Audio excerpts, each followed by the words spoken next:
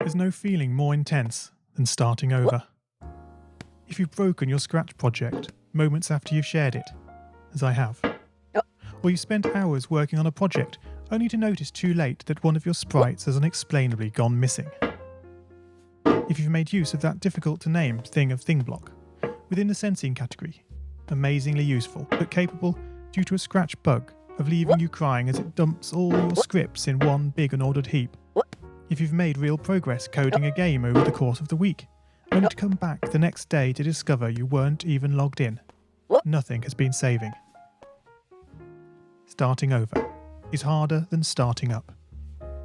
If you're not ready for that, like if you've already had a bad day at school, then what you're about to go through may be too much.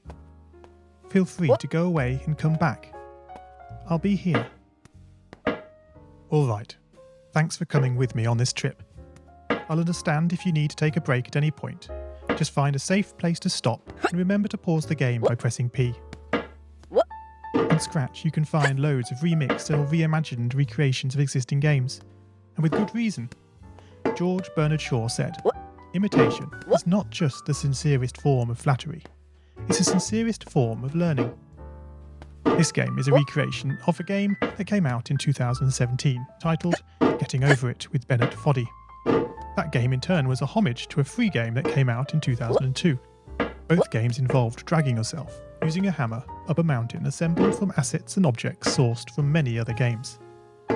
It seems appropriate then that, when trying to recreate Getting Over It in Scratch, that we should construct our mountain from the same assets used in literally millions of Scratch projects, the unmistakable contents of the Scratch costume library. Unlike Unity or Unreal, Scratch does not provide you with a built-in physics or 3D rendering engine. There's no state-of-the-art debugger, you can't even pause your scripts. We are forced to program old school. Our experience capped at 30 frames per second on a 480 by 360 pixel stage. But these very restrictions force us to experiment, to think out of the box, to grow as developers as we become masters of all things Scratch. And let's not forget, what we lack in technology, we make up for in community. This fantastic bunch of budding software engineers, building, learning, creating, playing, remixing, as diverse a group of people as the very Scratch assets we now so skillfully attempt to ascend.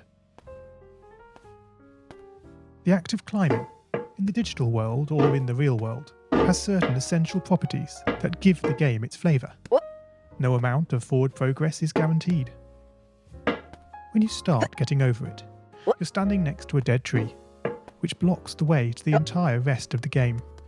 You prod and poke at it, exploring the limits of your reach and strength, trying to find a way up.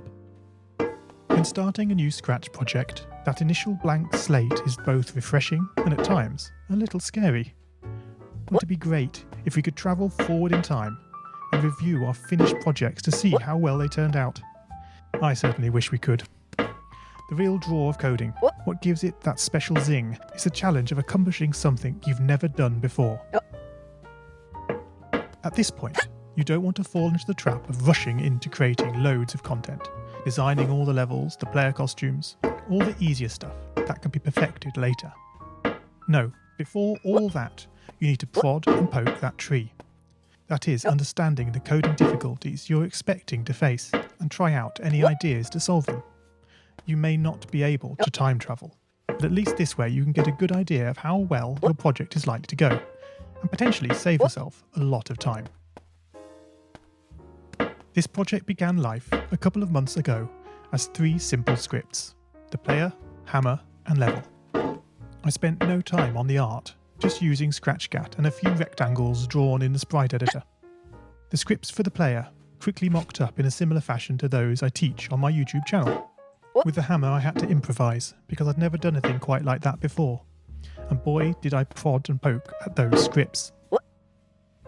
What I had imagined and the results I was achieving were hard to reconcile. The hammer and the player sprites would get stuck in the walls and ground, shake and jiggle and clip up to the top of the screen.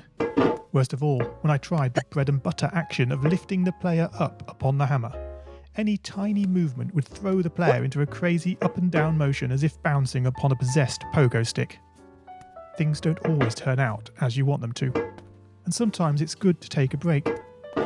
So, for the time being, I shelved the project, letting it slowly slip down the list of unshared projects, joining the countless multitude of unfinished, unseen projects that haunt the vast storage archives of MIT.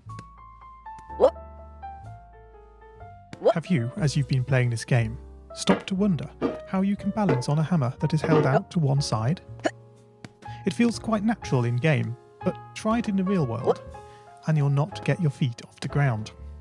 No, this game is bending the rules of physics. Although I was not actively working on the project, the desire to code the game and solve the initial problems constantly played on my mind. Finally, I decided to give it another go. Research is a powerful tool. Don't just rely on what you think you know. YouTube can be a great resource for gameplay videos. Being able to pause and rewind the action is invaluable. Did you know that you can step through videos frame by frame using the angled bracket keys? My research helped to confirm many thoughts I'd been having, and also uncovered some nuances around mouse movement that had really got me stumped. All this was food for my brain, and I was super fired up to bring it all to scratch. And so, back in Scratch, I completely restructured the player and hammer scripts, bringing the scripts together in a single sprite. This allowed the movement of the two objects to be tracked together and to move dependent on each other. Of course, in coding, as in real life, you often have to compromise. It isn't reasonable to implement a full physics engine in Scratch, but often it's enough to create a good estimate of what the player is expecting.